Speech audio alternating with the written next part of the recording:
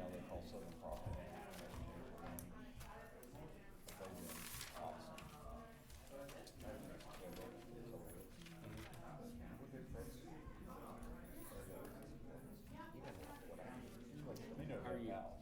This is his wife's stuff. And it's just called caretaking. Got that in first. I know it's called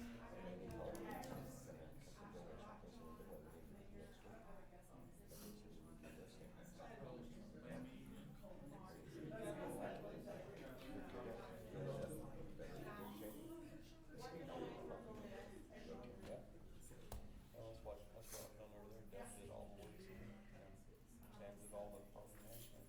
Hey, how are you?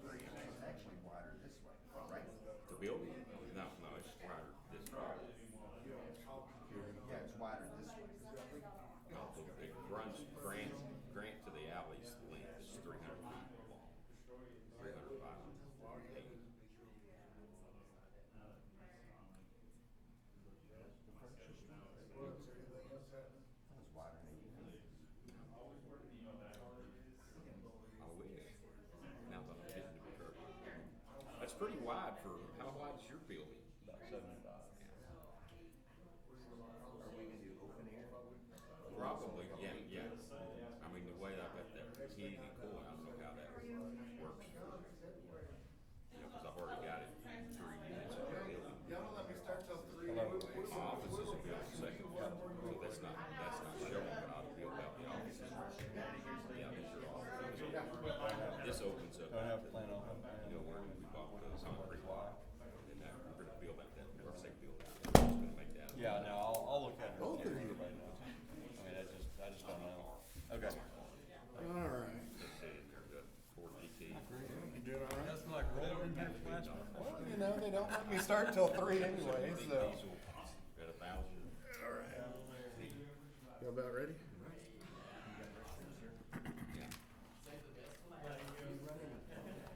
Yeah, we're on a chase down both sides, all the way, and then it'll just be there if we need it. Nail salon, beauty salon, different things if they need water. Yeah, you'll have water, sewer, and gas. Because I mean, I'll go ahead and just run it all the way to the front. And then all the way. Do I gavel them? This was the one. This will be. Say, listen here, committee members. We're calling it Mario. Of course, if they decide they're not ready, we don't have a quorum. Right? Yeah, that's let me sign this as I'm supposed to do, and then and it may be we'll- other restaurants too. You know, it may be more like a food court. You know, I like it. I'll get with you more before I do anything else. All right. Welcome. I guess we will get started. 3:01. What the wind blew in. I have number 1 is the approval of minutes. I have been asked if we could get a motion to move Kimley Horn up so that they may begin their journey back to Fort Worth and hopefully miss some of this weather. So can I get a motion on moving? Yeah, let me move them up. In a second? Second. All right, all in favor? Aye. Aye. All right, Kimley Horn. Jeff. Kept looking down here. There you are. Howdy, how you doing? We're excited to bring back the updated downtown master plan. And really what I thought to do today was just chat with you about the changes that we made and kind of show you the changes that we made. These changes are a result of, I believe Monica met with y'all and went through a work session with you. They're results of those changes and also working with city management. And I'm going to highlight some of those changes and hopefully they're mark on some just improvements and some kind of visualizations kind of taken to the next step. One of the changes that we made is we wanted to show the progress that y'all made since the 2016. And so we kind of document that, for here and kind of a midpoint, this is what the progress has been made since 2016 master plan with the investments that have been made from that plan.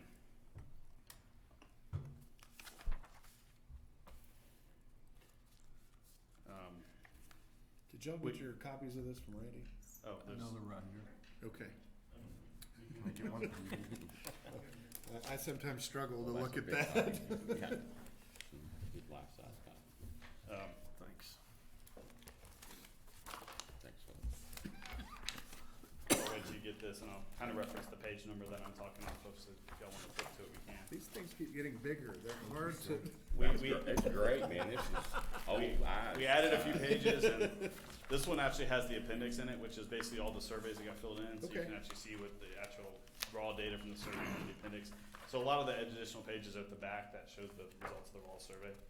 So page 2, we added downtown progress since 2016. Probably the next major change that we made to the plan, we had some text modifications, minor text. I'm not going to go into all those details. We're working with staff, went through some text modifications. But one of the things the staff wanted that came from this group is we expanded the boundary of the framework plan to be a little larger than it was before, just so that, if you will, the future land use plan covered a larger area. That was one of the comments we heard. So we expanded what we call the downtown framework plan, which is kind of another way for what's the land use plan look like. One of the things that we added quite a bit to, that land use plan was on page 8. Page 9, one of the things we wanted to come up with some design standards, and we called it flexible design standards for downtown because that's what we wanted to look at. So we looked at Grant Avenue, what Grant Avenue potentially could be by looking at items. The biggest thing becomes what becomes of the trees out there? What does the sidewalk look like? What does the on-street parking? There's potential things that you could do differently if the on-street parking, if the parking situation is long-term understood. So we just showed 2 scenarios that potentially could happen and kind of walk through what those scenarios would be. Not necessarily recommendations, just thinking big of how to improve the walkway and the trees. One of the scenarios is basically using bulb outs where the on-street parking is. So you're not losing the on-street parking, you're just putting bulb outs in and putting the other one. The other one's ultimately, what would it look like if the on-street parking was not there? Obviously the parking, holistic parking has to be considered. And we also put in, I call this an engineering table that, a designer like me looks like, is what are these dimensions of what we're thinking about each of these items should be on different types of streets in downtown. Give some ideal. Then we went through just some prototypical cross sections on what we call primary, secondary, and festival streets. These are inspirational. They're not calling out any specific street, just that type of street and what we're kind of thinking those potentially should be and considered should be look like. Just a little more details on those, and that's on page 9. I got really excited about page 10. If I'm going too fast, please let me know. Page 10, we really were starting to think about what does this look like? What are the materials? What do those streetscape elements look like? And what can be the inspiration of the type of elements that can be in downtown Odessa? And that continued through page 11, which we show some renderings. You'll probably see, existing buildings have been cleaned up, what they could look like if the streetscape was put in as we're describing in this plan. Really to understand of if a designer was given this isn't exactly what's going to turn out, but this could be their inspiration towards designing something similar to this. So I've got maybe a little rabbit hole on looking at these before and afters. How did you get them to do that? Like the process. Yeah. How do you go to these businesses and say, hey, Okay. you need to paint your wall? or you need to pick up the trash in front of your front door, or you, Yeah, Change the we, facade. I mean, obviously y'all have facade grants that they could apply for now, I believe. right, but they still They have still to, don't do that. well, we do, but they still have to have some buy-in. Yeah. We shame them. Yeah.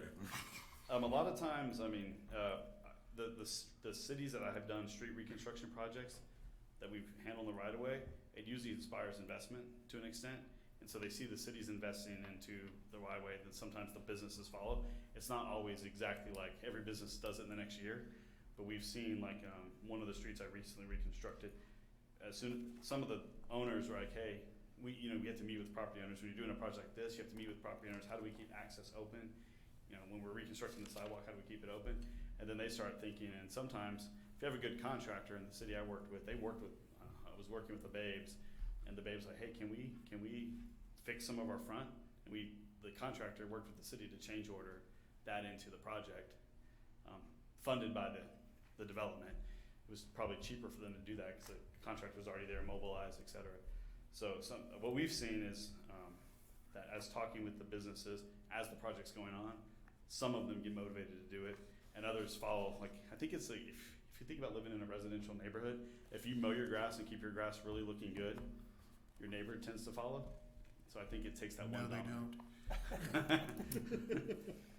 Yeah, no, okay. In theory, I'm probably that neighbor that doesn't, 'cause I'm not too good at grass stuff, but, it makes No, me want to. that's just, that was one of the things that stuck out. I love this before and after. I think it's a great opportunity for us to do. It's just, we've got a beautiful hotel and conference center, and I think John Landgraf painted.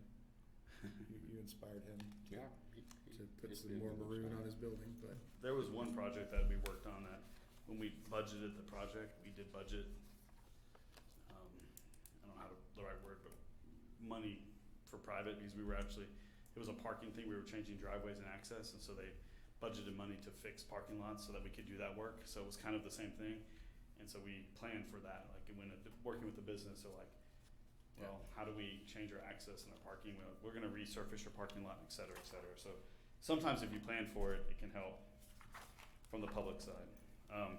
So we did several of these enhancements, really, which is just to kind of inspire what, I think what we're trying to communicating is trees and lights. And there's some details in here that I really liked, is like, sometimes the lighting is, the string lighting between the trees. Some of that's not built in with the project. That's just organically done either by the Downtown Inc. or something else, but just some inspiration. And kind of the idea of the removable bollards to make a temporary street. Mhm. We use the word temporary here a lot on those festival streets, referring to some of those streets that could be pedestrian at night. And so we showed some inspirations of some various elements that look like what this potentially could be. So that was one of the big things that city staff had asked us to do, was to provide some renderings and some little bit of more detail behind the streetscape elements. So that's largely one of the big lifts that we did over the last several weeks. So like on 13, when you see that there, those are removable bollards in the middle Correct. of the street? Correct. All of our recommendations in here say, for the time being, temporary removable. Except for the alleys, like there's some alleys that are, gonna be not closed, but they're more pedestrian oriented, that cars can go down. Just like the alleys of today, they can go down there, but they really don't go down there.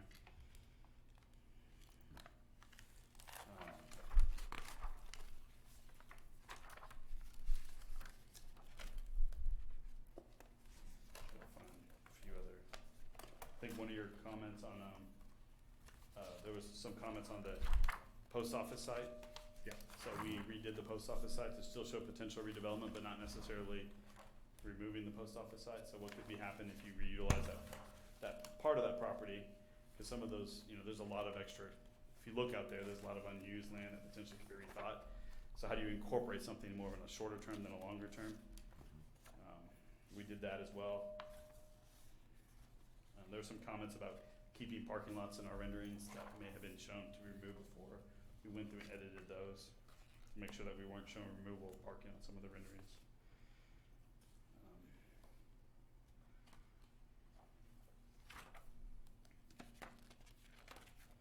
Did you work on the parking that is available again?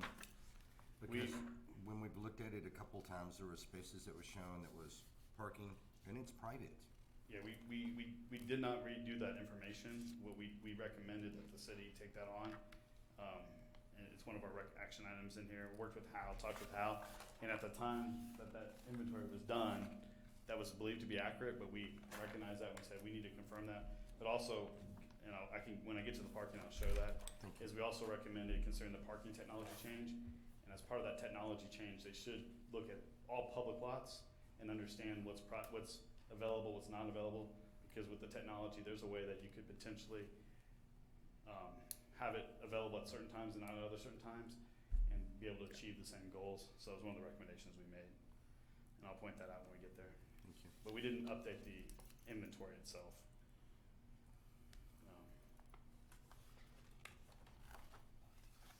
One of the things on the residential strategy that I'll highlight on page 28, 27, is there was some direction and maybe the step-by-step process that should be potentially considered. So we got with one of our economic development housing experts and actually talked to a few of our apartment friends that we do the development, the site civil for, et cetera.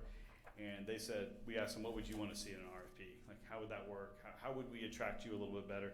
And they said, well, first is really identifying the highest priority land that you want that to happen, and then acquire the land, or acquire the barriers is what they told us. Is like some places that's land, which I think in it's big enough land. They said, you know, what hits us is if, you know, we see a 12-unit apartment complex that doesn't really inspire us, but if we see, you know, 200 units, that inspires us. So make sure that it's appropriate size, and then position and market, and then partnership. Like that's where, when we talked to Daniel, who y'all have met, when he worked at the city of Rowlett, the biggest thing that attracted that developer was the partnership with the city library. There was a partnership form, like y'all potentially could have a partnership with the hospital that even like has, you know, hey, we know that we're gonna rent this many units from you. Just something to give them some security that hey, the investment that they have is coming, and advertise that in the RFP. Like that's what they said is like, if there's a partnership already there, it's helpful. So we have partner, and then really celebrating the success of once you get the first one in there. We mentioned it kind of goes. The first one's the hardest one to get in there, but then once you show one, it's successful. It's easier to market the rest after that. And no one ever wants to be the first. That's kind of what we guys like. Being the first is always hesitant, but once you get the first one, it's harder. So we try to do a step-by-step process in here to really understand, you know, really the big element was removing the barriers to investment and making sure the lot was big enough. You know, some of the folks we talked with was, you know, if there's a whole block, it's so much easier than when there's half a block, et cetera. So looking for those block areas that are able to develop. So did we identify any of those areas that might be large We- enough to? In the framework plan, we want sometimes the master plan to be a little bit flexible, but in the framework plan, you can see kind of some of the blocks that are larger, that are used for mixed use and whatnot. So some of those blocks are identified on there. Like, you know, the church property that's for sale is one that pops into my mind. We didn't go to far as recommending this is the block you should develop, but really identifying the block that you should develop as part of your strategy. You know, feasibility wise, I mean, what, on a property the size of that church, what can you get for residential? Depends on how many stories you go, really, is what it's gonna boil down to. But I'm trying to think of the acreage on it. Parking it ends up becoming the largest issue that you have to work through, and that's the barrier, because if you end up requiring, you know, the bank is one, the city's requirements are one thing for the parking, but the bank's requirements are something else for those who are bankers. So you know, you may meet city requirements, but the bank may say, hey, you need to have more parking spots. So it's really the cost of parking, because after you get to a certain level to make the most units, you may have to have structured parking, and structured parking can become expensive. So that's where the partnership comes in, is if someone, just like you did on the Marriott, if the structured parking makes sense there, figuring out how to do that structured parking so that it benefits both and go there. But I'm not directly answering your question, but I think there's a lot of creativity that's sometimes done, and a lot of times it's the height. You know, after you get above a certain height on a building, the building requirements change too. Mm-hmm. So that's where that kind of comes into play. So, but we can look at a specific property you're interested in, say, and take it back and say, this is what we think you can get out of there.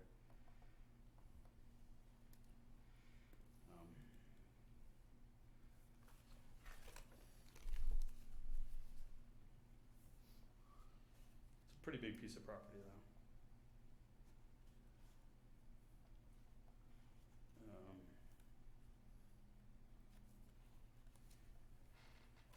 Trying to think of anything else that I wanted to touch on. Really, the two, we made a lot of your, a lot of the minor comments that y'all made through from the edits, or some word choicing, some wordsmithing. Made sure that temporary, I know that was one comment that came out, that we're not recommending any roads to be closed, so that we definitely recommend the bollards throughout here. Did a lot of more renderings, enhanced the area. For parking, I said I was gonna touch on that. Just went through the parking, didn't, there you go. Under the parking availability analysis, there's a paragraph on page 33 of the PDF, page 32 of the document, that talks about that availability analysis, and to make sure that we're really thinking about that. And then we added action 10.05, which is upgrade parking technology, which is really, when you read the kind of item, it's really like, if you upgrade your technology, it really helps turnover. Even private lots can participate in that. We've had communities where a private lot was like, well, I really wish I could charge for parking and make it more flexible for the leftover parking. I have some reserve lots, but I can't afford it. I don't want someone manning it. I don't want to put, how do I do that? And so sometimes they can use the same vendor and do it all at once. So it can actually help, if a private entity was interested in that. Some cities have, put those agreements together, kind of a shared parking agreement with private Yeah, you parking. can't park anywhere in Austin anymore. Yeah, it's tough. Parking, it's not just Austin. I think that's like the biggest concern in a lot of cities is, I'm from Fort Worth, and if you go to West 7th and you park in the garage, you don't go to one of those garage businesses, you will be booted or towed. There's no question. So, I think they have, I don't know how they do it. I guess they got cameras or something, but they watch you, because they watch you well. Or somehow they watch you where the first place you go. I think if you go somewhere first and then go somewhere else, they catch you. But I've known a lot of people that have gotten that. But then the implementation matrix. Philip, did I miss any? Is that the main changes? I don't think that. But we took a hard look, took your comments, and got a little bit longer. But I think the edits were well needed. There's a lot of items under the implementation chart. Other things that we try to divide it up short, medium, and long term, but obviously those always change. It's something I always say, visit every year, and some of those long terms may become short terms, but we try to think about what would be the most impactful in the short term, which in so much our short term recommendations was really the branding, if you will, of downtown, the aesthetics, landscaping, branding, and wayfinding was really the kind of short-term recommendations. Because I think some of the parking can be helped, maybe not solved, with some good wayfinding for the visitors. Probably won't solve all the issues, but it definitely helps some of the frustrations. Any questions that y'all have? Thoughts?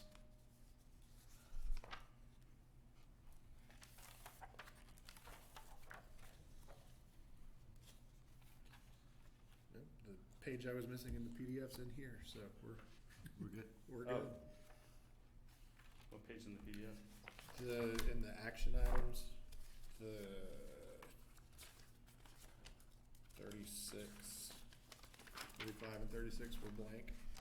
So sections 1 and 2 weren't in there.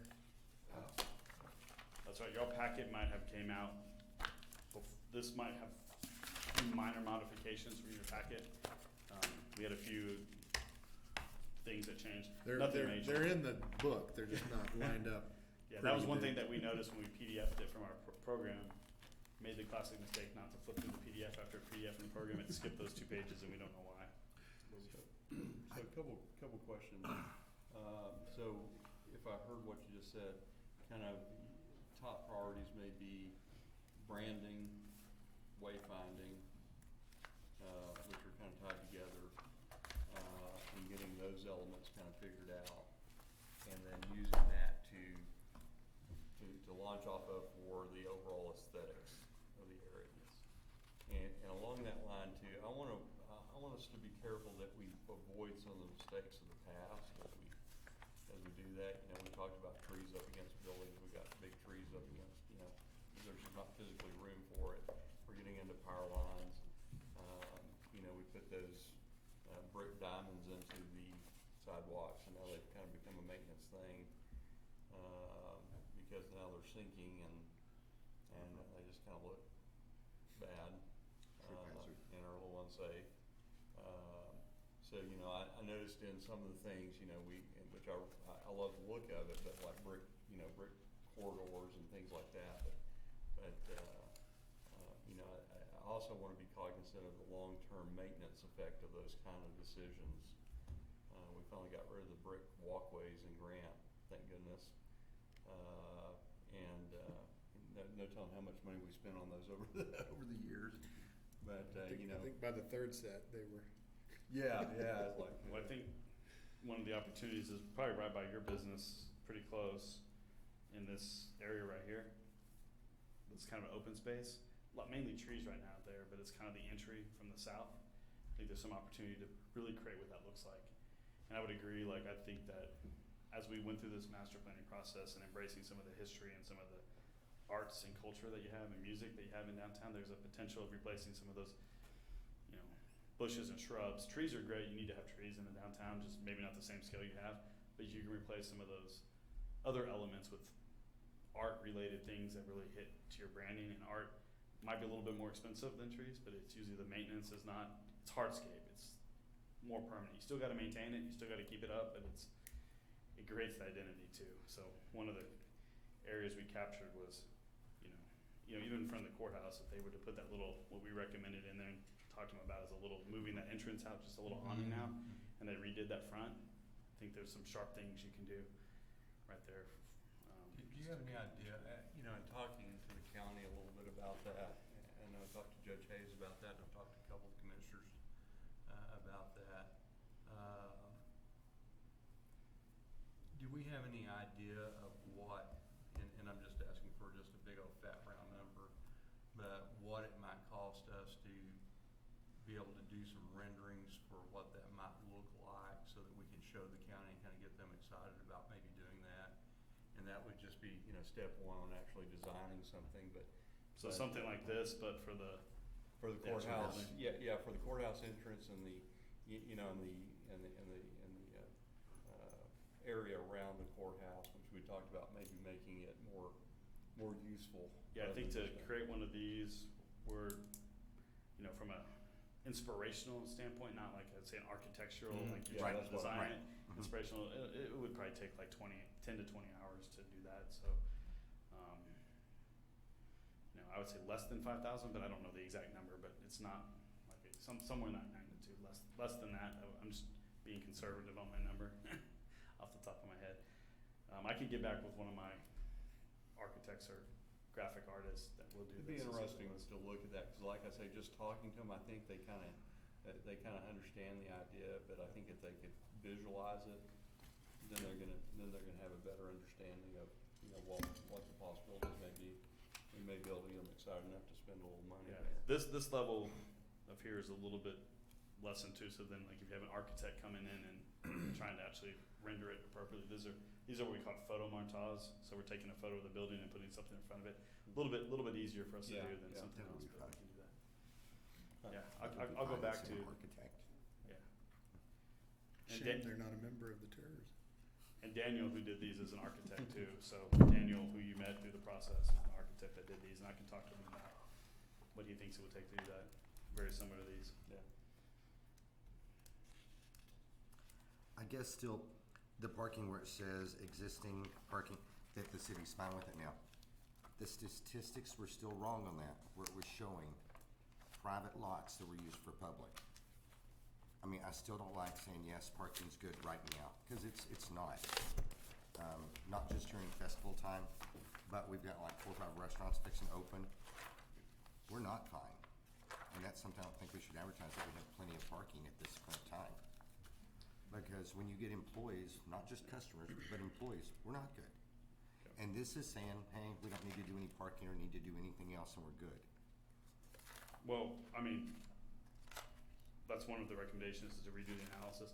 The amount of parking in the greater downtown area is sufficient. It's just private and public may be an issue, yes. Yeah.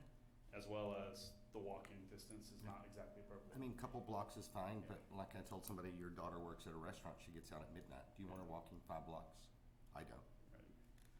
Yeah, and we completely agree that that analysis should be updated. That's why we made it as a recommendation and put that as an action item to be completed.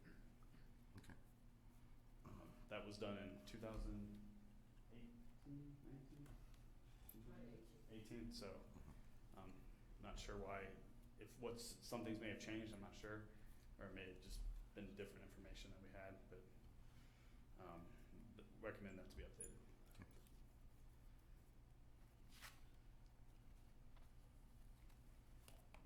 And if there's some tweaking of that language to more to your point of that kind of alludes that could be problematic because of the private public, we can tweak that language a little bit. And kind of if that's something that you'd like us to do. To recognize, we were trying to emphasize that there is a challenge with the mix in public and private, but we can be more direct if that's something you like. Thank you.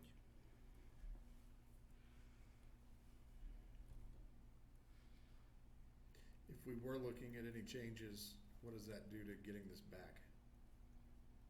I'm not sure the process that y'all are going through. I mean, I think that, Even if it's just an edit like that? yeah, I mean, if y'all want this to move on to council at this point with a minor edit for that, we can probably, I would assume, just say that here.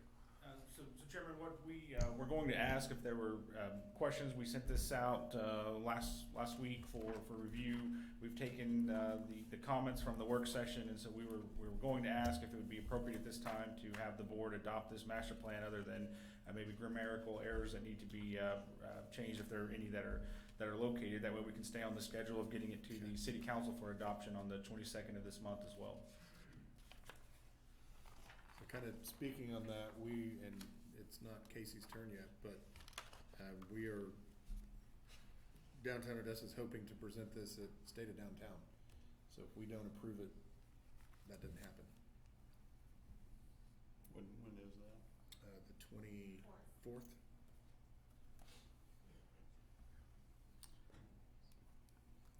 Maybe just the language in that the parking study that was done in 2018 said it was sufficient at that time. That could be fine. Okay. Because we've had several businesses open since then, and we've had more businesses, Yep. and more people come in since then. Yeah, I think I understand your comment. We were trying to address it here, but we weren't strong on it. We could be a little more strong. I mean, due to, like, I'm a realtor, and just with DOI, we're trying to get people downtown, and that's why I still have the original copy and the others. That's a tool we would use to try to get businesses to come downtown.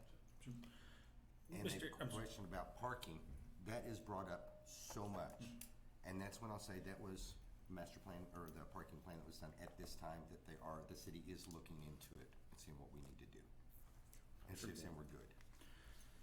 Mr. Hirsch, we definitely understand the concern that you have, and talking with Jeff as it related to an in-depth parking study. There was an overview, I guess a 30,000-foot view of what parking looked like downtown, and so a more in-depth study would be something that's not within the scope of what we had for this plan, and so that's something that we can definitely work with our traffic folks and our public work folks to go back and update. And I know we've had several new businesses open up, and so we can look at what our parking needs may be. Now, how we word that into the plan, we can definitely get unique with that, but we also don't want to set a flag off that there's an immediate parking issue that we're not addressing, because we have brought in the diagonal parking. We've done several upgrades to our existing parking lots, things of that nature. We've talked about starting to move some of our vehicles out of Municipal Plaza's parking lot, and if we can open that in the evenings. So there are creative things that we're working on. Now, will those solve all of our parking issues? I don't think so. But also within the plan, there's a discussion about a possible surface lot or parking structure on Grant as well. So I think the plan says that parking is something being addressed, but it's not completely solved at this point. And one of the things that might be helpful looking how is if you read we just reference the parking master plan, but if you read the parking master plan 2018, it kind of says like, it actually does say in the future that the immediate proximity to Grant Street is a parking issue in downtown. And so so if you think about the restaurants that opened up, we looked at what was gonna open up in the future, and it does, the parking master plan does specifically address it, and actually points out future parking structures, much like this does, needed to address that. So maybe we just say that the future, something along that lines, that, I think we can work with that. Thank you. I motion that we approve the plan with some wordsmithing on the parking. That can be done pretty quickly and sent back out, and there's, no objections, and we can go to print, get it to council, and make the agenda, because everything else looks great. I'll second that. All right, I got a motion and a second. All in favor? Aye. Any opposed? All right. Thank you. Thank you. Have a safe trip. Yeah. I'm in front of the weather right now. Yeah. Hurry up. All right. Well, thank y'all for letting that move up to get him out of here. Back on track. We will approve the minutes from our last meeting. Were there any discussion about the minutes? I'll make a motion to approve. Motion, second? Second. All in favor? Aye. Any opposed? Nope. Number 2, downtown housing. Is that why Jill's here? All right. Miss Miller.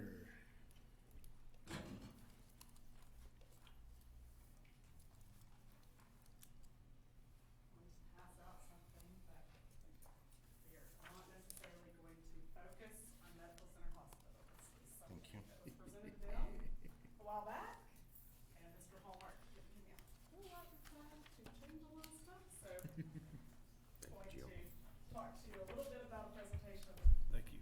on something that I've discussed with them for 10 years now.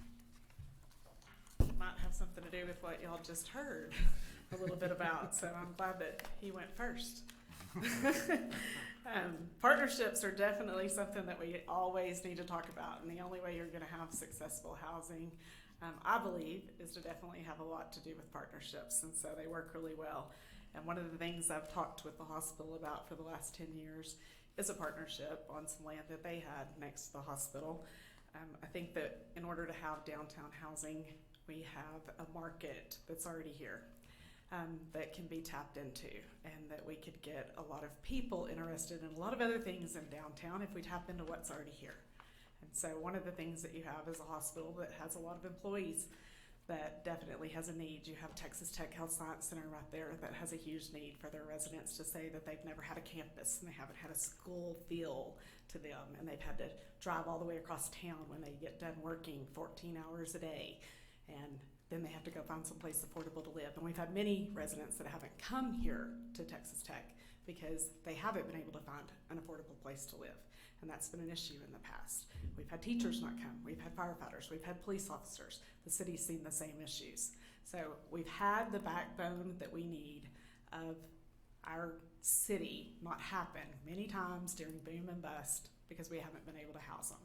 And we certainly haven't been able to do it in the downtown area. And so one of the things that was presented on a piece of property that if you look in here was a private partnership between Odessa Housing Finance, the hospital, and a developer out of California. Their name is Creed. We've had a couple of different developers that have come to town and looked at this, and there's many that are interested in coming to Odessa and working with us on doing downtown housing. But it would be 200 units, and I do agree with what the study said. If you're not putting 200 units in, you're not going to get a whole lot of interest. That's probably the minimum you can do in multifamily to get a lot of interest out of developers to make things happen. And it would be for residents that would be at 50% of the area median, 50 to 80%, so half of it would be that when you work with us, and I'll explain what Odessa Housing Finance does in a minute.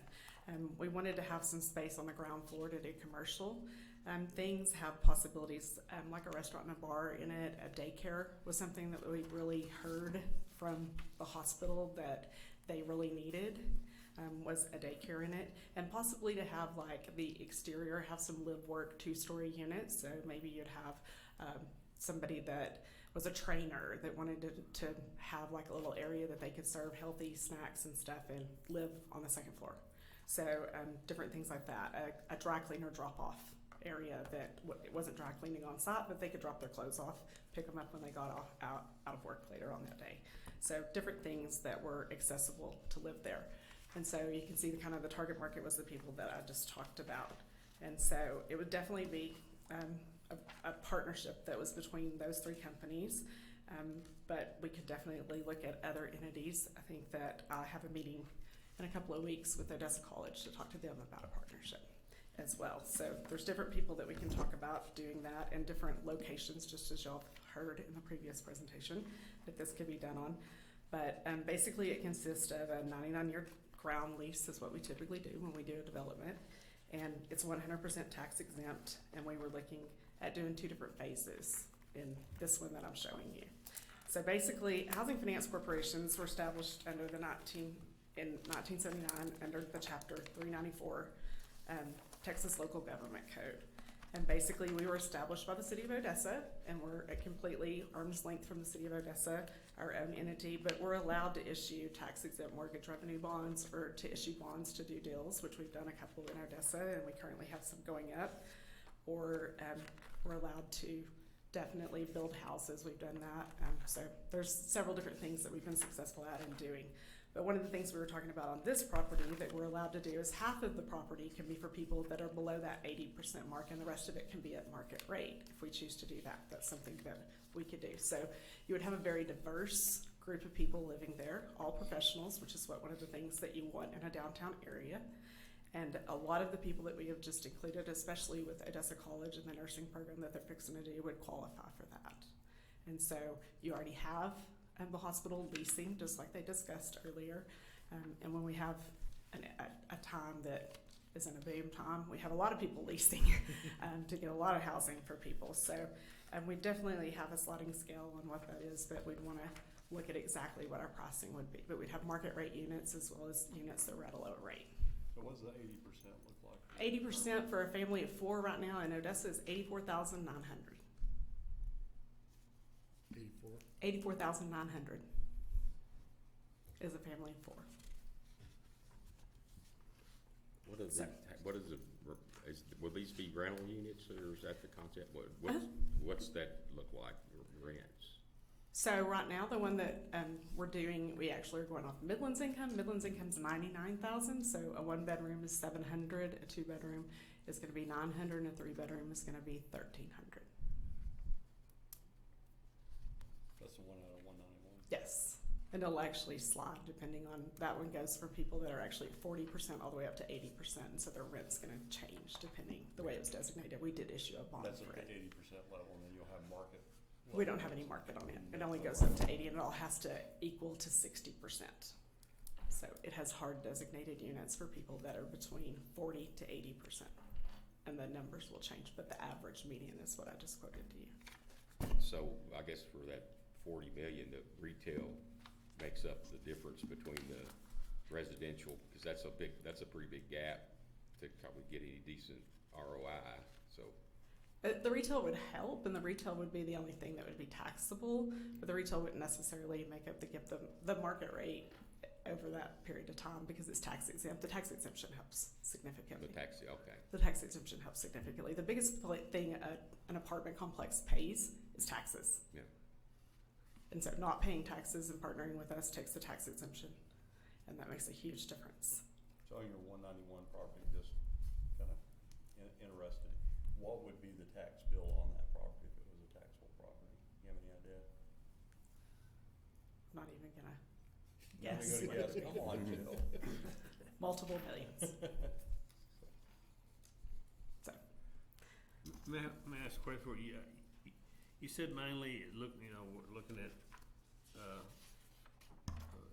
employees and those type of things. As far as Odessa College, we're having a problem right now is that we continue to increase our enrollment of students. We don't have housing for students.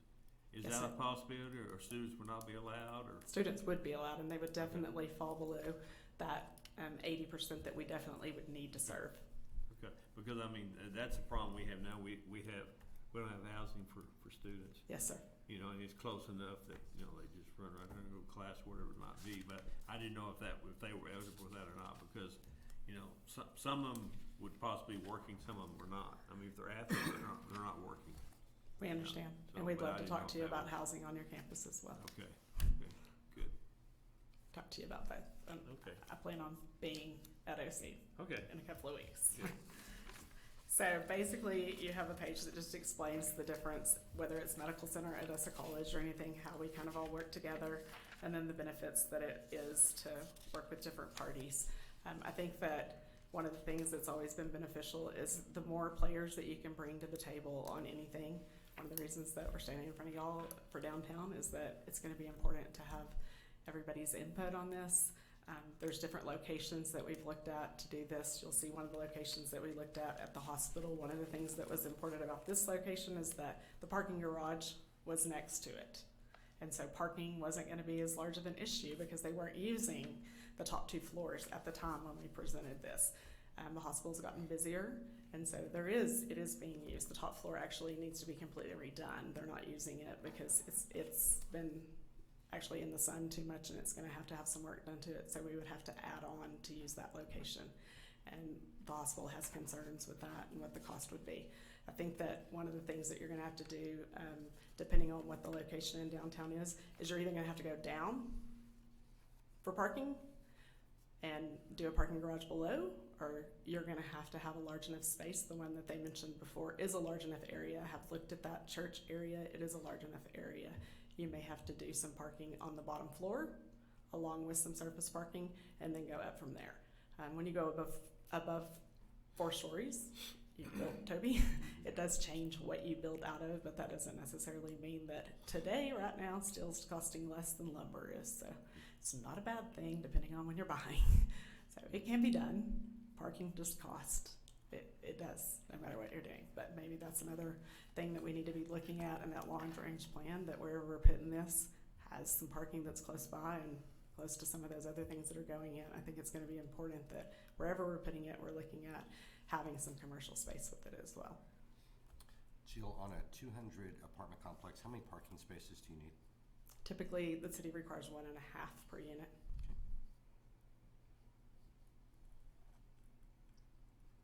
So it's not a tiny parking. You've got to be able to park. So it's probably going to have to go above or below. But the developers are well aware that they do it everywhere they go. So the ones that were part of this, Creed that I mentioned out of California, they're an international company. They build all over, not just in the United States, and so they're used to dealing with parking everywhere they go. It's not something that they don't deal with all the time. Would there be examples of something like this being built and then everybody says, well, oh, that worked, and so then Widener comes in and builds a property that is taxable? Because that's always one of the things we come back to on this board is that, well, if we don't increase the tax revenue on the land, we're not, TIRZ doesn't get any more money. So it's kind of catch-22 for us. Understood. It's about also serving the people that we serve too.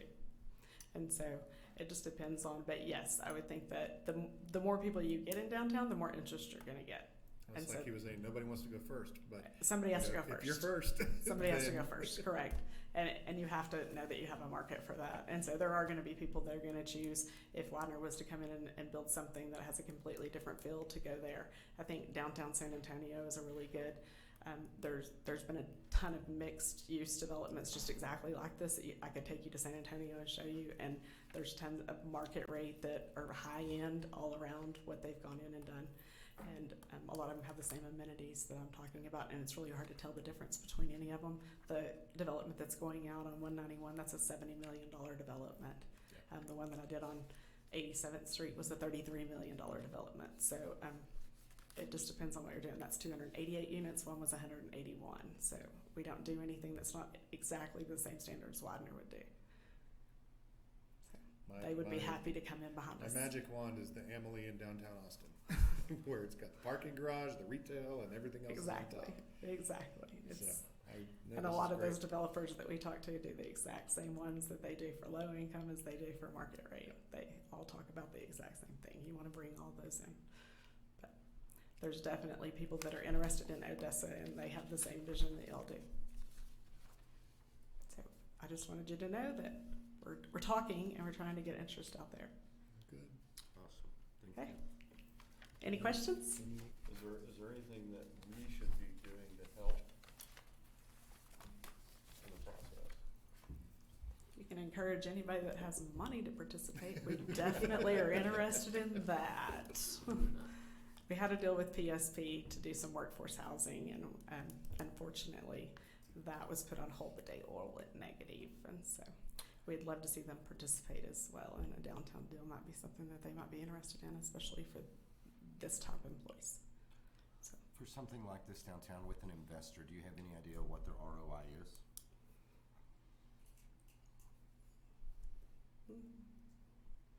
They'd have to, depending on where we're at I mean, with they could get materials. with you and say, if we. Where we're spend at this with and you materials, invested we this can much. run all the numbers and everything. It's going to be different every single time, but we can run the numbers and you could definitely see that. I think that would definitely help trying to get investors saying this is kind of your return on investment. That, bringing in Creed, they're not going to need any investors. They 100% are going to guarantee it. So they'd love. They're looking for a certain rate of return. I mean, they're not doing this, they're not. Correct. philanthropic. And they would definitely be, the parking garage is gonna change what it's gonna cost. That was one of the reasons that the site was so good, is that we had a parking garage right there. And so they're gonna look at any other ways that we can help to do something like that if parking is involved and we need to move it to another location. Is that 40 million, is that? That was with the without- land being donated. The land was donated The and land you were was using the parking donated and we were garage. using the parking garage, so that was just the building. Got it. So that completely changes if you have to add that into it, and then the price goes up significantly from there. So there'll need to be some other partnerships brought in, for sure. But it doesn't mean that we don't have the resources in Odessa to make that happen. But they'd be happy to talk to anybody that we need to talk to on that kind of stuff. He's out here probably once a month. He does a lot of industrial development out here. So just let me know if anybody wants to talk. Thanks, Jim. All right. Very good. Thanks. Thank you so much. Thank you, Jill. All right, next we've got the taxing entity updates. OC? We're moving forward, looking for hopefully a groundbreaking, probably April sometime. April. Okay, keeps. Well, getting the plans I and know. all things like that, so yeah. As long as you've got it ready by 2024, so I can have empty bowls there. That's my goal. OC, we've got, anybody talk to anybody at the county? Anything from the city? Okay, that was quick. Downtown lighting study.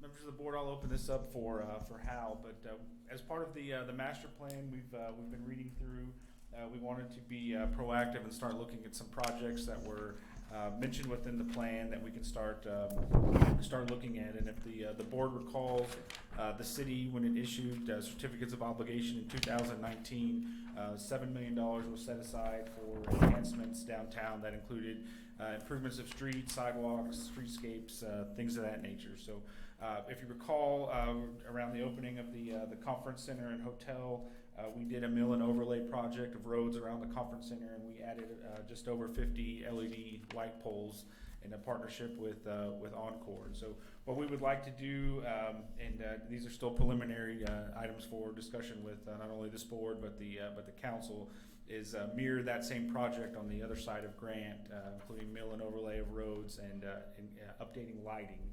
And so Hal's going to discuss a potential lighting project for downtown. Again, this is preliminary.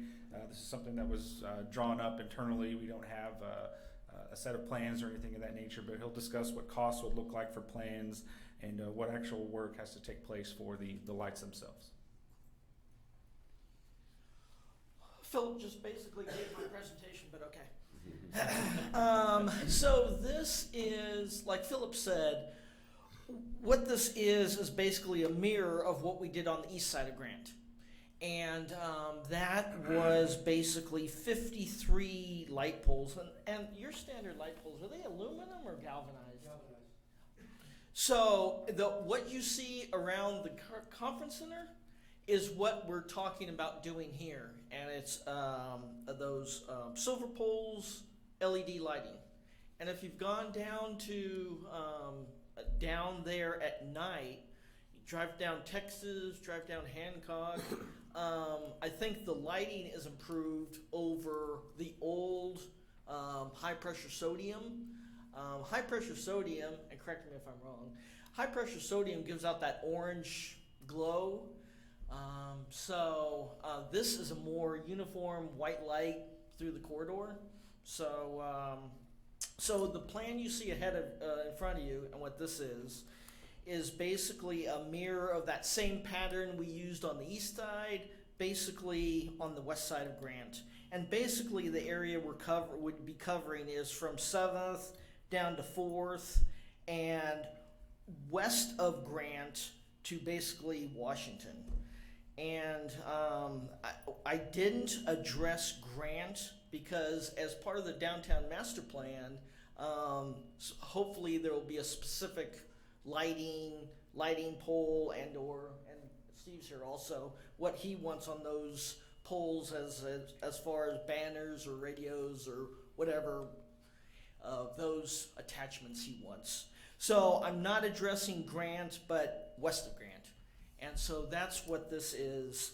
Basically what we'd have to do is, like we worked with Encore on the phase 1 lighting downtown, is we would go in, do the underground conduit work, set the foundations for the poles. Encore comes in, pulls the wire, sets the poles, powers them, makes them active.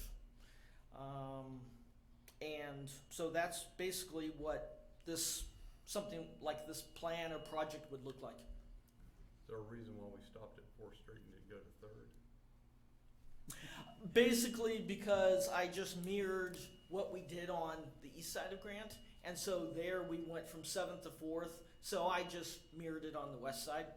The boundaries are not set in stone, so. I have a little bit of a vested interest in 3rd. Do you have a cost of what you think just this portion of a project would be? So cost-wise, and what I'm referencing is from our project that we did on the east side of Grant, which was back in 2018. The part of the project that the city did, underground conduit, setting the foundations, we spent $525,000 on that project. Now that project worked out time-wise perfectly because we did all of that street work and then we went and repaved the streets. So what we'd ideally be looking at here is something similar, because what we have to do is we have to run up both sides of the street with conduit. So you're gonna have a patch on both sides of the street. So ideally, we would do this work in conjunction with a paving project. Now I will say also that 8 years ago, we did a paving project downtown on the west side of Grant, basically these exact streets. So this pavement is about 8 years old. But we would be ripping up both sides to do this conduit work. So that's the pros and the cons. So you're talking power, you're talking only powering the lights is what you'd be going underground with. You Correct. wouldn't be talking all the overhead lines or anything like that.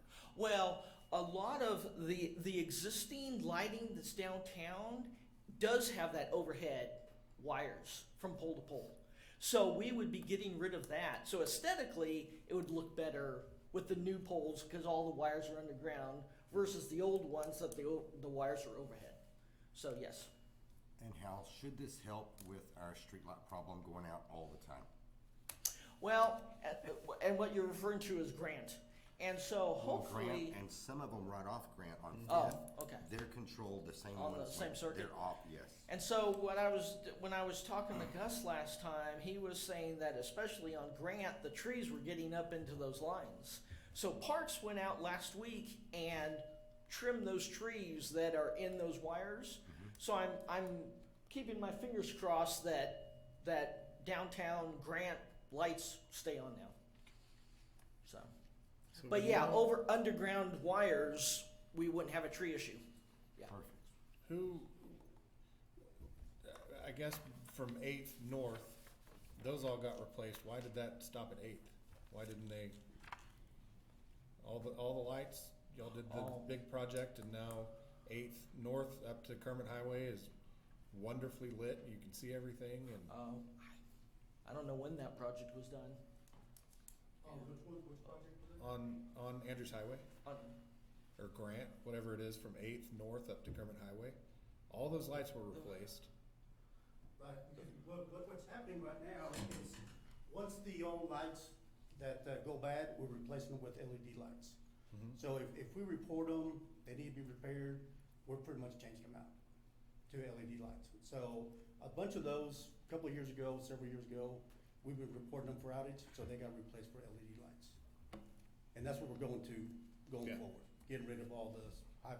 Because sodium. what I would love to see, and I don't know why there's a difference, but on University, what we talked about the other morning at Muskingum, where the crossing is, it's so much brighter than anything else.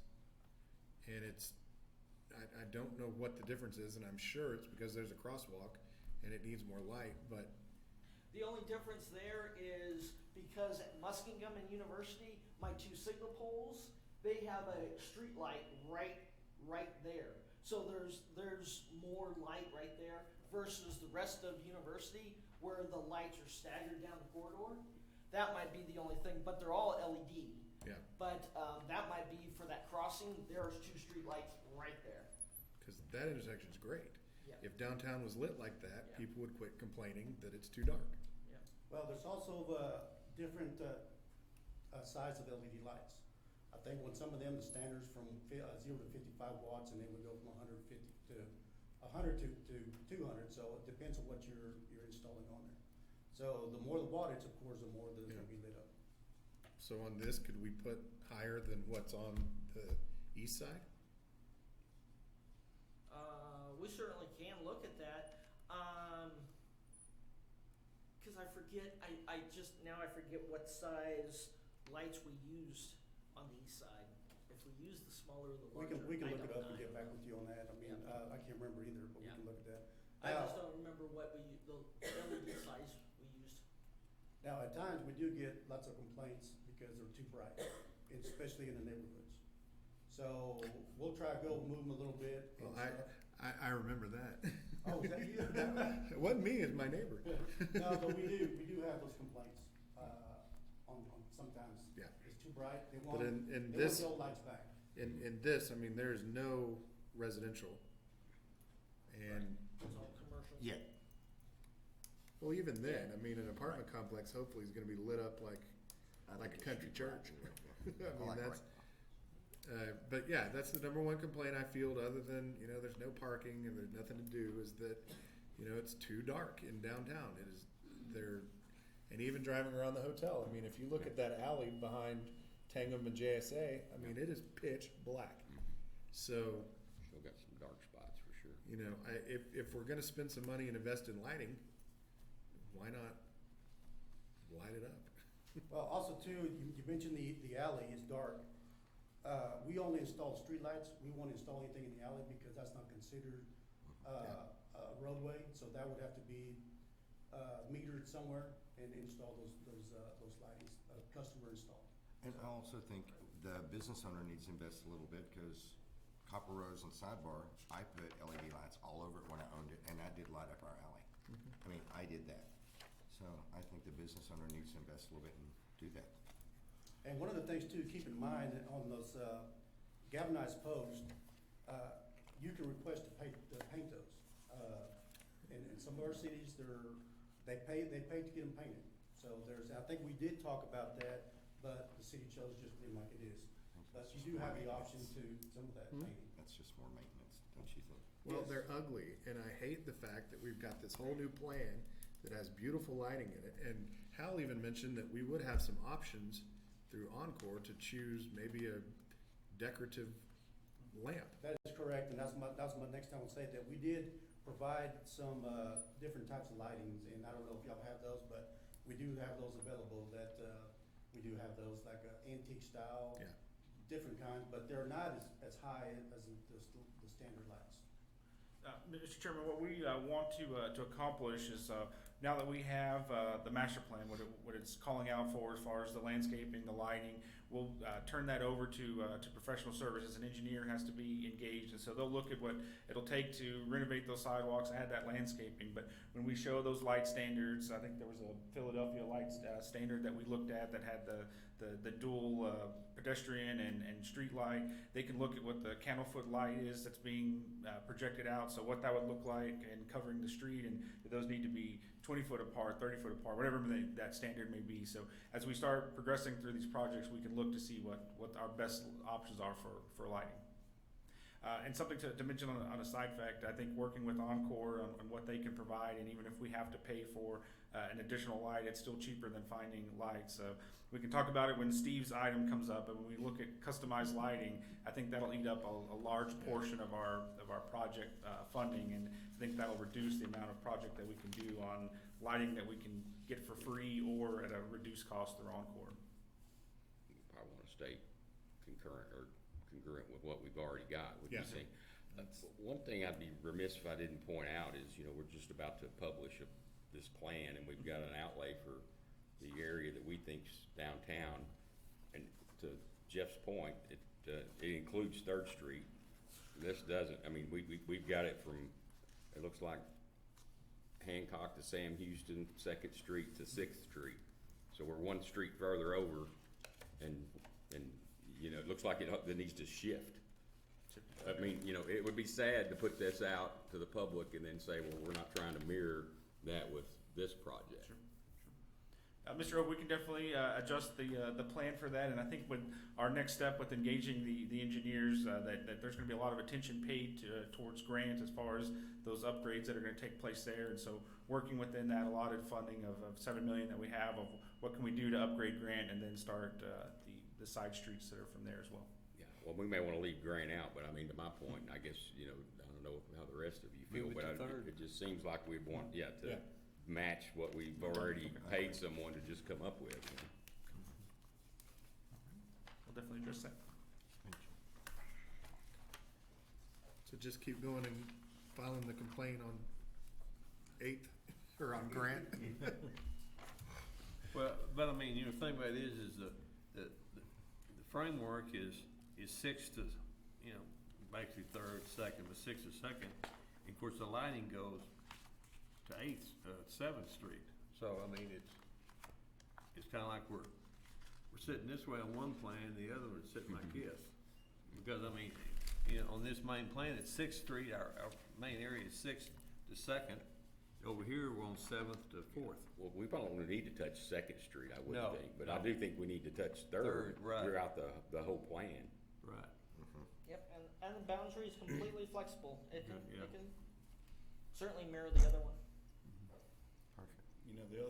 The other thing I'd say, Gary, too, is we have projects like the OC project coming up to make sure that we're kind of maintaining those design standards, whatever we come up with, because you guys are going to obviously have lighting that's going to be going in, and so to make sure we kind of keep that all kind of cohesive from the design standpoint, to make sure it's all working together.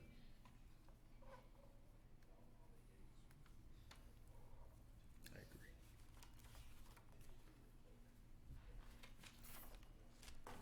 All right, any other questions for Hal? Did you have anything else for us? Nope. Okay, thank you.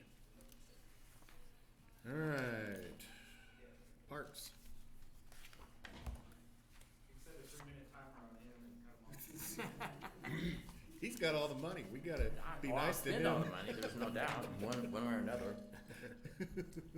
No, the tree trimming project was actually our attempt that Encore is sponsoring for our fireworks display downtown. We had a few trees that were just about to go up in flames, so that was our own fireworks display, unofficial sponsor. But we did trim the trees with Encore, and we will finish putting up our displays at McKinney Park and try to get that out of the way. That'll be the rest of, well, it's going to be the rest of this week, but the weather is preventing that. Then we will go back with a whole nother crew, and we'll thin out, trim back, get the dead out, and trim those trees where they're supposed to be downtown. So that's on our game plan to make that happen.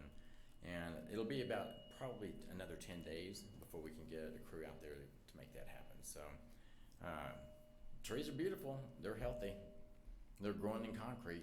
That's wow. Wish I could have that luck in the parks. Right. The 4th Street and our parking lot, the renovation project, I did want to give y'all an update. We are finished up the plans. There was a couple of things that I did want to address with the landscape architect and the way the benches were going to be mounted and in compliance with the American Disabilities Act. We cleared that up. The plans are ready for pickup and ready for bid. They will be allocated out through KDC and Associates out of Midland. They can get electronic format or they can get a print set. KDC will contact some contractors to get those plans in their hands to make sure that they're going to be bid out. And we will open those bids on February the 24th. And at that time, I'll take the bids and come back to this board to make a recommendation to y'all for the bids to make sure that we're in budget and that y'all approve of the contractor and everything will work out. We'll get it scheduled and ready to go right after that. Usually takes about 2 weeks at the most to get a contract in place. And I suspect right now we're looking at a 60-day contract.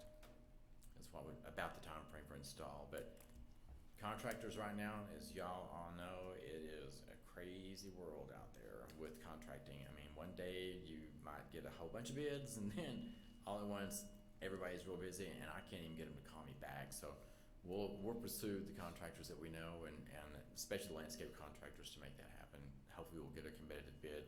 This is, again, it's got the $100,000 budget and that's what we've allocated towards that. I think it's important to also let the board know we're going to have the alternate of turf Yes. versus grass that are in there. So Come on, the board turf. will be able to look at which. I'm sorry. I said, come on, turf. Yeah, yeah. Turf is inspected in there as a bid alternate too, so we'll have that as a prize to consider on that too. Sorry I wasn't here the last time, but Kyle, the deputy director of the department, did inform me that there was a desire to keep our planters on Grant Street. We're measuring. I think I'm going to get some options and bring that to y'all. I might even visit with y'all and get some input on those.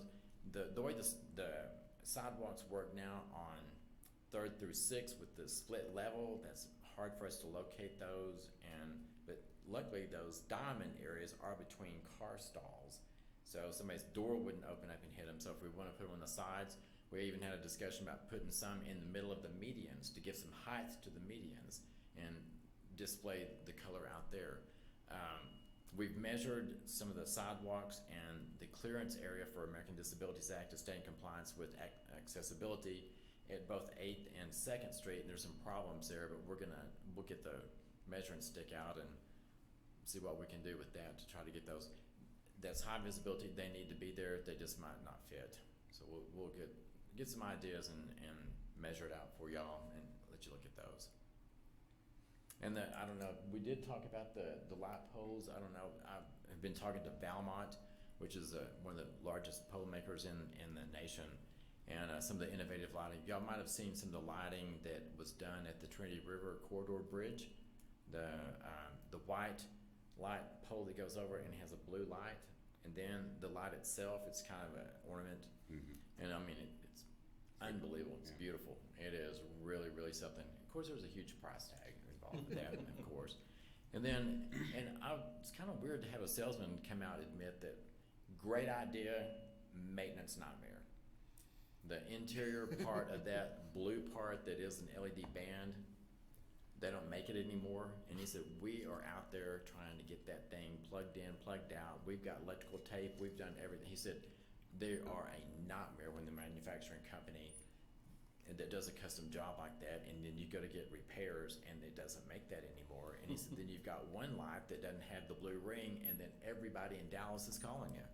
So I said, yeah, I can understand that. So he said the latest and the greatest in all of the lighting, and McKinney is doing this, and I thought that was, and I wanted to pass it along, and I think I've told Philip, I don't know if he's passed the information along, but the hottest thing right now is to hide 5G in your light poles and get 5G access right there. And he said, other than having this big old thing, that sticks out and all that, he said you can put those in there. One of the best lighting jobs I've ever seen that was for a festival atmosphere that I was incredibly impressed with was in St. Louis, and their lighting for the downtown area, they they took the festival lights, the pole itself was strong enough and designed such that it can take a festival lights and go across the street in a zigzag. Also, they had plumbed with irrigation with two hanging pots on either side. And then there was a speaker, and they played music for blocks all the way down the main street of St. Louis. And then they would take the barricades when they'd have a festival, and they'd barricade that off and crank it all up. But the music was on all day long, and really the ambiance that it created just with that one pole was unbelievable. Very, very nice. Very well planned out. And They do that in sleepy little Coleman, Texas. absolutely. There is music at all times. But very well done, and those are things to consider. But I was real surprised to see that 5G is the hot thing, and get that planned in there so that you've got access to it, and you can hide it. It's not an eyesore. And we need to take everything underground. I was glad to hear that we're taking everything underground. That's going to be. I hate to say that, but I worked at TxDOT over 32 years ago. Somebody put those medians down there. I don't know who did with those trees in there, but didn't think I'd be around long enough to have to testify to see the trees get so big that they'd be busting the concrete out either. But and same thing at 42nd and Grandview. I did those trees many years ago, and now they're in the power lines, and I'm like, what? Here I have to live to take care of the maintenance problem. But these are good problems to have, and we'll get some solutions. If we were to hide 5G in those, is there any possibility of getting the cell carriers to help foot the cost of some of that? I'd like to investigate that. I think that I would think that there would be. I would hope. They just offered that as one of their options that they've seen that's the latest in their installs, and they design their poles big enough to handle all of it. And one reason I really wanted to reiterate a lot of this information is because when we did the poles on 5th Street, and then I went to put some banners on there for a festival that was just going to be in the Noel Plaza area, and we contacted the manufacturer to see about the wind load and can you attach the banners and everything. They were like, you can, no more warranty, no more liability. You touch those poles, they weren't designed to handle that wind load. They didn't, and I'm like, you gotta be kidding me, oh great. So I just don't want to get into that situation again. So we're at the planning stages now. Great time to look at this, make sure that those ideas are out there, and we know what our capabilities are, because we do want to continue the Christmas lights, the banners, possible, if we want to do more electrical or whatever is going to happen with the lighting downtown, especially 5G or anything, and speakers, and stretching lights from pole to pole across the street in the festival area. Those are things that we can plan for right now. Steve, would it be possible to have outlets on those poles when we do festivals downtown, firecracker fending or whatever, that we have 110, 220 on those poles also? When I did the Memorial Gardens in 1991, we just put garland on them last year, so it took me 31 years to get garland around there. But when we plugged those in and we found out, they'd been there sitting there for so long, we actually had to rewire all 52 poles out there. And what we're finding too is that the load demand is so different. If you've got it's almost better to have a command center for us. If we could tie into an electrical service that would allow various loads to maybe go in as a satellite or something, would probably be better planning, because if we blow the lights on the street, or a breaker goes out or something, or we get a food vendor that decides there's a plug and he goes over there and he's 220 and we got 110, or whatever the situation is going to be, it's nicer to have something where we roll out the spools that we've made for our special events. Those are working great. We use those out at Starbright Village because we do have various loads, the demand. So it might be something that an electrical engineer could really help us on that and really give us a good idea. When we have special events, just bring a big old bank where everybody plugs in and it's all controlled right there with your breakers and everything like what we do. It's worked out real good for us. Thank you. Anything else? We'll be looking at the end of March, first part of April, getting plants back out downtown. We've got them growing in a greenhouse. Looks good. They're gonna be pretty. Very good. Thank you. Great. Thanks, y'all. Thanks, Steve. All right, number 7, the fun part.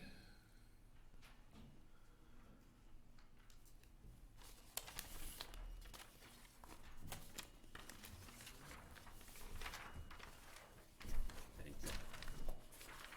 Brought mine. Great, more organized. They're too big, you can't carry it.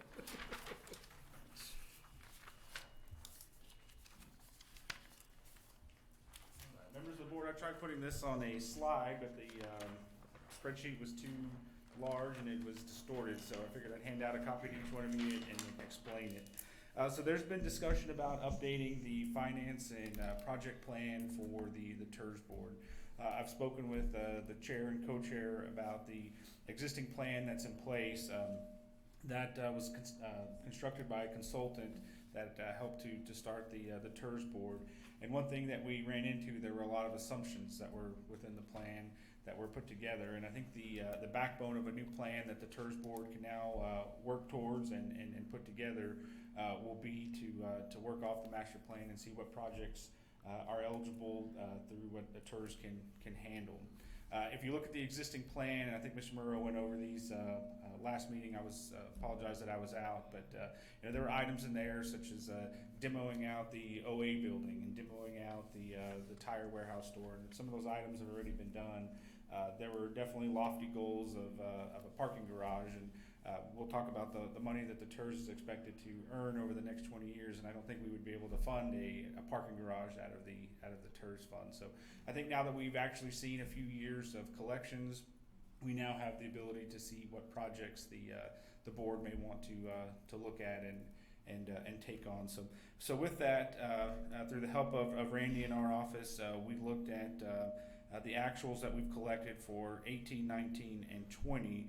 The bills for 2021's taxes will go to the taxing entities in March, and so we'll collect those amounts.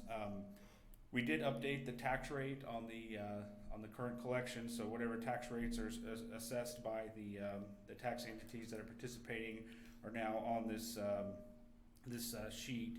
And what we've done is we put in the base values for the properties, and we assumed a 2.5% inflation on property values over the next few years, or the 20 years of the TIRZ.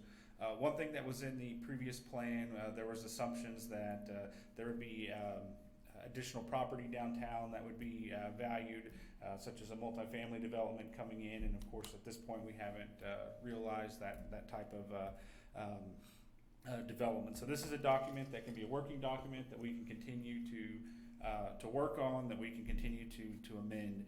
And so what I wanted to point out to the board at this point, we've collected about $319,818, and so you'll see what on the tab that is projected tax revenue, there's a projected total. That projected total is what we should be collecting. However, the last couple of years, there's been an issue with collecting taxes, as there's a larger amount of unpaid property tax out there. So in 2019, again, we were supposed to collect $155,000. We collected $113,000. The next year, we were supposed to collect $212,000. We collected $183,000.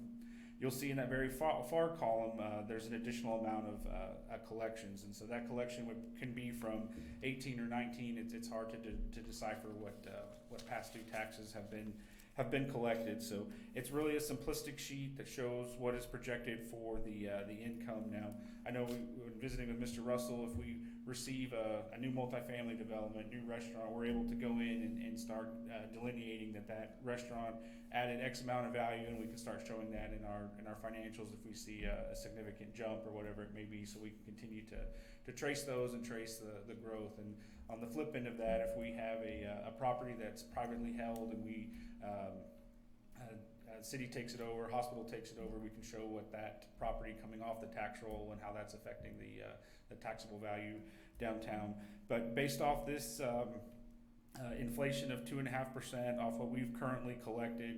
If we have no other growth downtown, there's expected revenue of 10.4 million over the 20-year life of the TIRZ. And so, as we continue to look at updating the not only the finance portion of the plan but the project plan, there's going to be a discussion that we'll want to have with the board of, do we want to conduct projects as we go? So we collect 212,000, we find a project that's 200,000, or do we start banking money and finding larger projects to participate in? So with that, I wanted to present this goal, I guess, we had at the finance plan.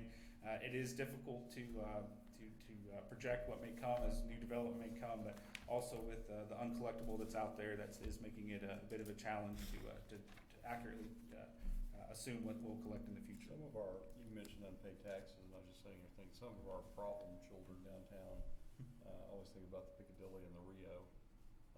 Are those guys current? I mean, can we use, I'm sitting here thinking about, can we use the fact that we've got unpaid taxes in order to move, to make some progress on some of those properties down there that may already be a problem?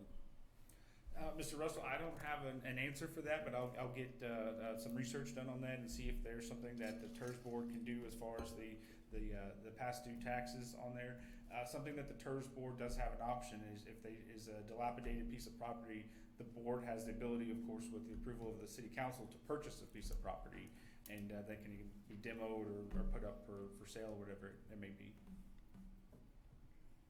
I just, we just had some of those properties that have been problems for a long, long time. Yes, sir.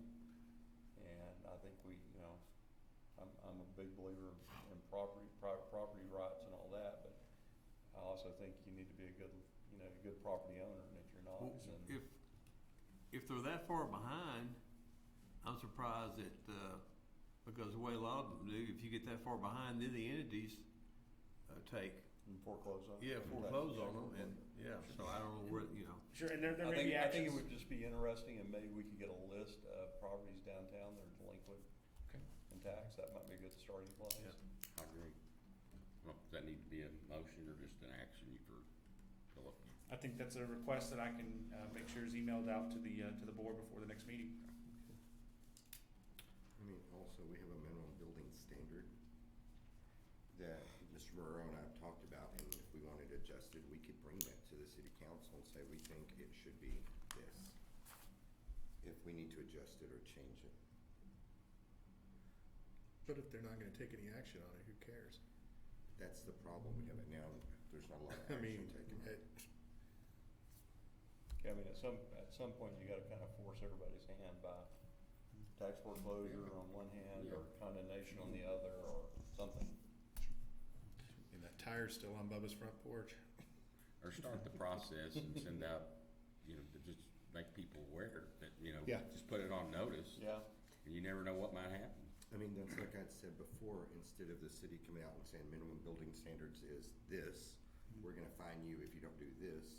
Also give DOI's information and say, do you know you're not where you should be with your building, but there are grant programs to possibly help you bring your building up to code. So we're saying, yeah, there's a problem with your building, but there's someone here to help you with your building Pull the also. carrot, not all stick. Yeah. That's something we can definitely work with Casey and her team about, to educate the downtown business owners about our grant programs that we have.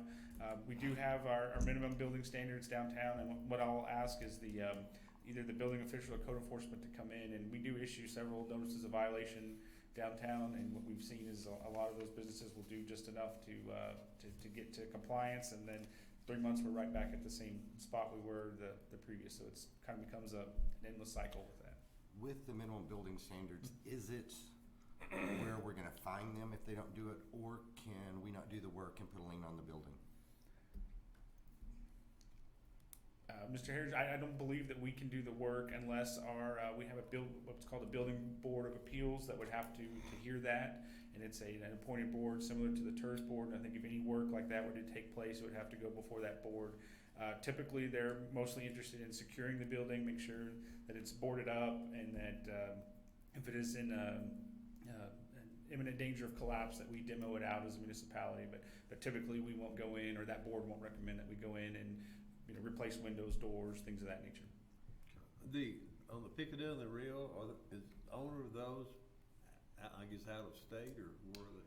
No, the owner of the Rio is local. It's an Ullman, and they had purchased it, I believe, about 2 years ago. Oh. And it was going to be a bed and breakfast and some type of art studio. And then the owner of the Piccadilly, they own Osaka, Oh, and okay. they do have it for sale, but it's pretty pricey and it's in pretty rough shape. But I'd like to remind the board that this is just the first discussion as it relates to the project and finance plan. As you recall from the training we had from the comptroller's office, the finance plan and project plan are something that are required for the TIRZ to have on file.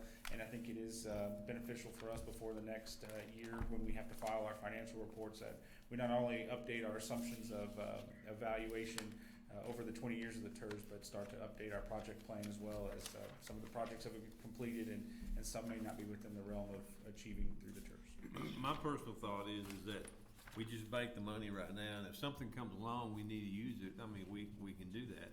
But I also, and I don't know if it's legal or not, but I mean, in some of these things, if some things come along that we could leverage it from the standpoint of either to a property owner or whatever, say, well, if you'll do this, we'll do this to help you. And that's kind of a public-private partnership, those type of things. So, as those things come along, I don't know what we can do as far as from the board. But I mean, if, somebody says, well, willing to come in, and spend $200,000 to rehab this particular place, well, say, well, we can provide 10% of that or something like that. Maybe that gives them some incentive. We really have done that through infrastructure grants and things Right. like that through ODC. We can't do that. And some of those have been pretty significant. I mean, $100,000 plus Yes, sir. That's grants. true, yeah. So- Okay, so- And that is, Mr. Russell, that is a great example of some of the work that's already been done. What we have detailed in our plan is aiding more towards infrastructure. Do we need to pull more power, water, sewer, things Okay. like that to downtown? And of course, that's gonna be up to discussion of the board of what they feel within the realm of the funding that's available are the most important to accomplish. And, I know there's been several discussions about, wayfinding, things like that, and is that something that the TIRZ takes on or the city take on as part of the designs for downtown? So there's several discussions that can take place, and I know Mr. Moreau was going to recommend to the chair that we have some type of work session where we actually sit down and start trying to map out what we think we can accomplish with these funds. Did y'all cover the cost of the updated plan, or did we? The updated plan, Mr. Harrington, I believe was 86,000, and we've already encumbered that and paid for From it. the city? Yes, sir. Okay.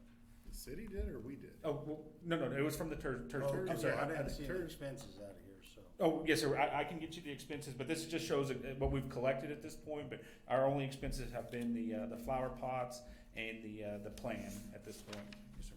That would come out of this bottom. Yes, sir. Yes, sir. And at the March meeting, we'll have an update of what was sent to the taxing entities for collection, as it should match this projected total here, but also where we stand financially as far as what's been encumbered and pulled out of the accounts. Because I thought we were also paying city costs. I thought we were reimbursing you guys for your time. We haven't associated any costs with that at this point. There is an ability, and it's within the project plan for city costs to be reimbursed, Yeah. but that hasn't been associated yet. Yes, sir. So do we need to adopt this? Is this? Nope, there's no adoption. It was just a discussion item. I wanted to show you what a projection was. Originally, there was a higher number through the assumptions as they were assessed values and projected development that were supposed to take place. And so, of course, we haven't realized some of those items. And so we're looking more in the $10 million range unless we see other development take place downtown. So do we want to set a time in March after it gets adopted by council to have a work session on? Because this is the finance part of it, and you original guys, we kind of threw together a wish list. Right. And so we need to update that because we were dreaming big. We can definitely establish that work session per se during our normal meeting time, and we can allocate an hour or something to that, or more time to discussion it during our normal meeting time. Okay. I know everyone typically has that already earmarked on their calendar at this point. Yeah. I didn't know what the best way to do that would be. Okay. Thank you.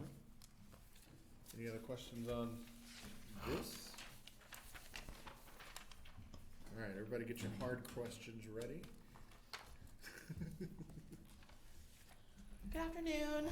Hello. This is my first meeting, so y'all bear with me and be nice, okay? So the big update is Data Downtown.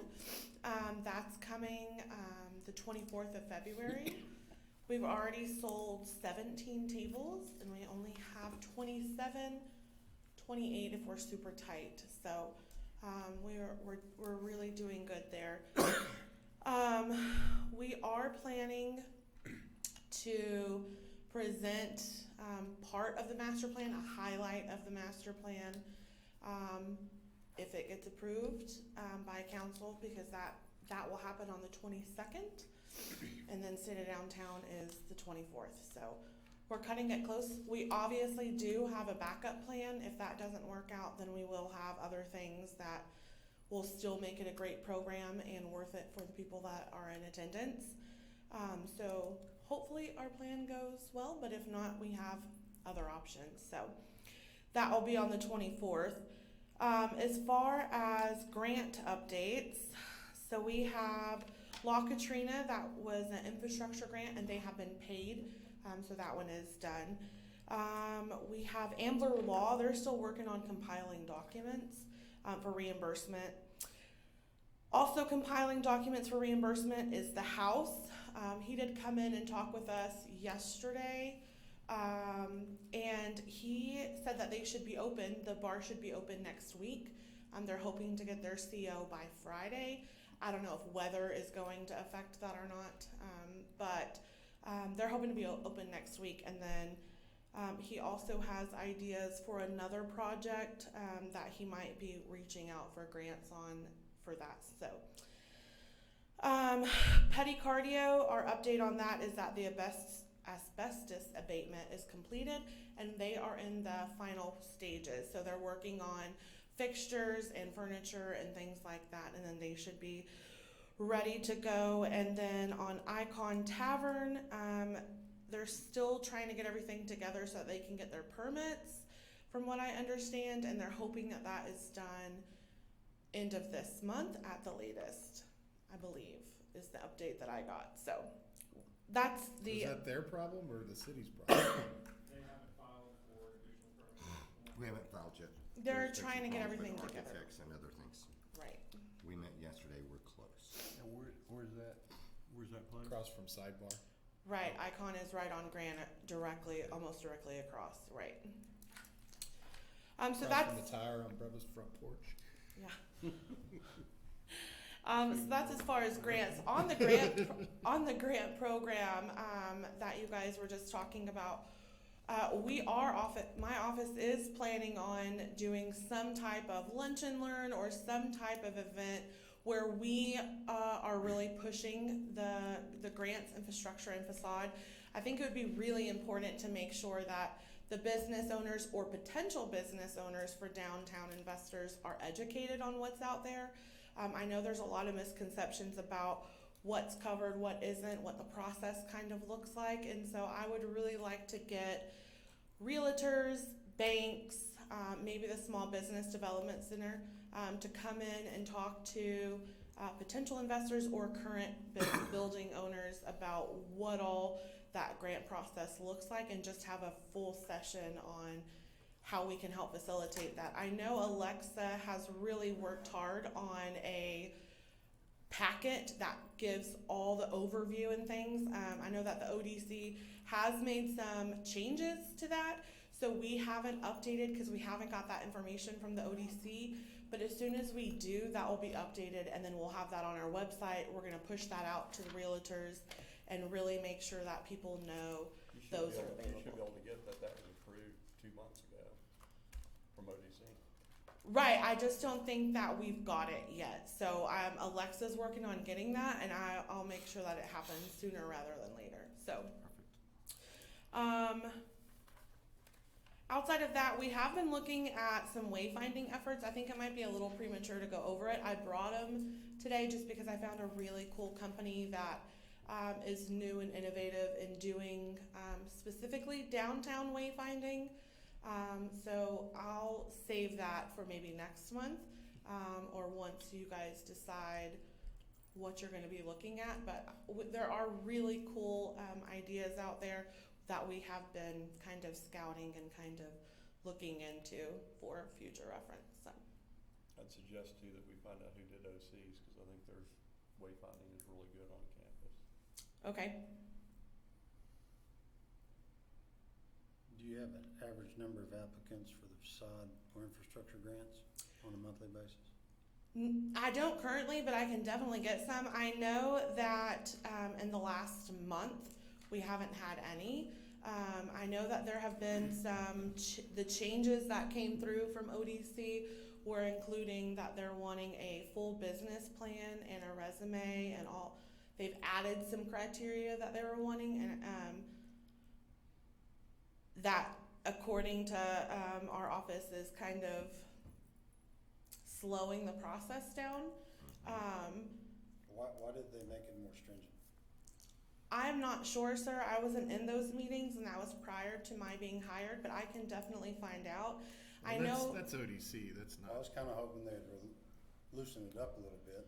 I mean, as a building owner downtown, At one I would time, like to it was upgrade it. slow getting it done, and then we worked on it and got it where the timeline got a little quicker. Now it's slowed down again.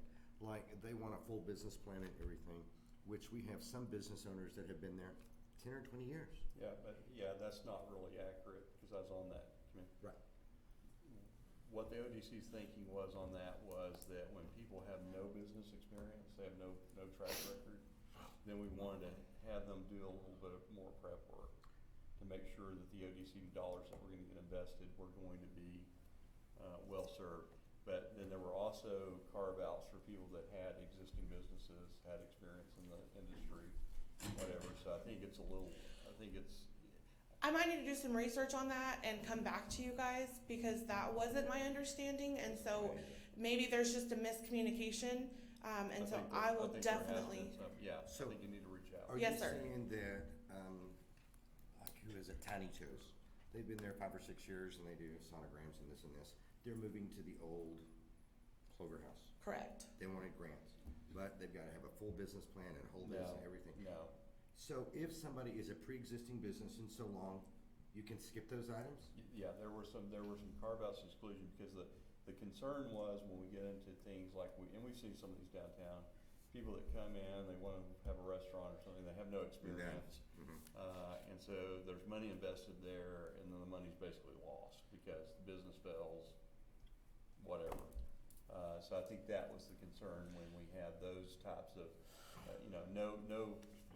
no business experience, no industry experience, no Right. existing business and all, then that was where ODC put a few more restrictions, working with SBDC or something like that to help get them shored up so that we make sure that investment was a good investment. But there were carve-outs for existing businesses, people with proven track record, Okay. We do need to look at that because that's affected 2 or 3 people applying for grants. Correct. Yes, we do have 3 people that are in the process of trying to apply, but because of those restrictions, it's really slowed down the process. And so I will make sure that that's at the top of my list to really get clarification on that. I'd reach out to Melanie Holman, because she and I wrote a lot of that. Yes, sir. Most definitely. And that's kind of what we were thinking, is that it might have been for those businesses that came in, and just wanted to start a business but had no, that would be That's exactly what it understandable, was for. but Because we didn't want to, A, waste the money, yes, sir. and B, we don't, one of the worst things that can happen is things start up and fail in a location.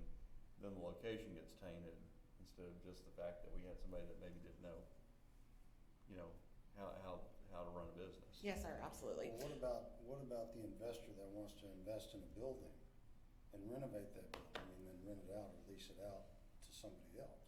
You can do that now. Before you couldn't, it was for owner occupants only, but now they're saying that it can be if you bought a building downtown and wanted to put in rental space, which we definitely need downtown.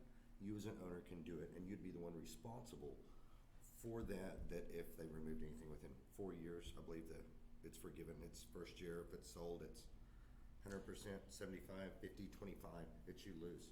But now, to my understanding, you could purchase a building to make it a rental location, because that's what's happened at the house. That is a rental But location. that's been, like, Crystal didn't own the French press. Right. She got grants. But she had a business in mind. And that's when I said all the time, if he was gonna build out a building just to build it out for retail space, he didn't have to have a specific business plan, because he was just gonna be a landlord. So I think a business plan on that is, bought it for this, invested this, and this is payback.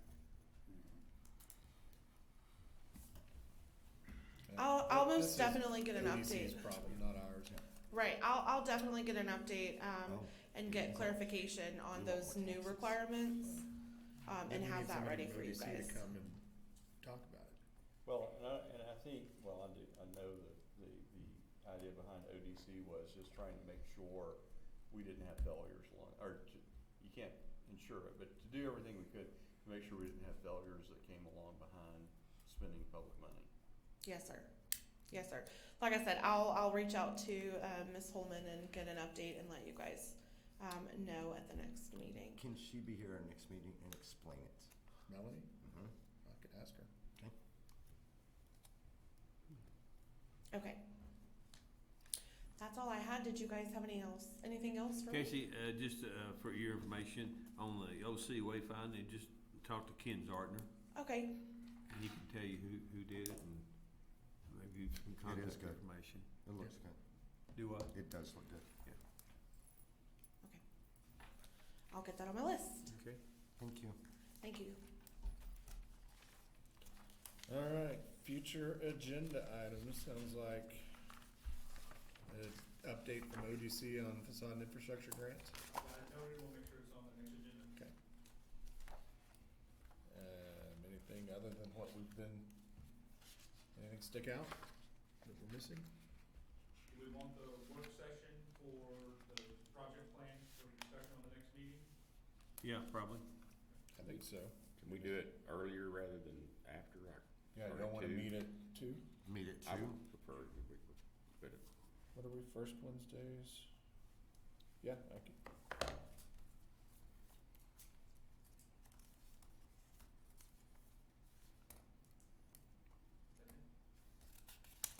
That's gonna be the second, is that right? Second, yes.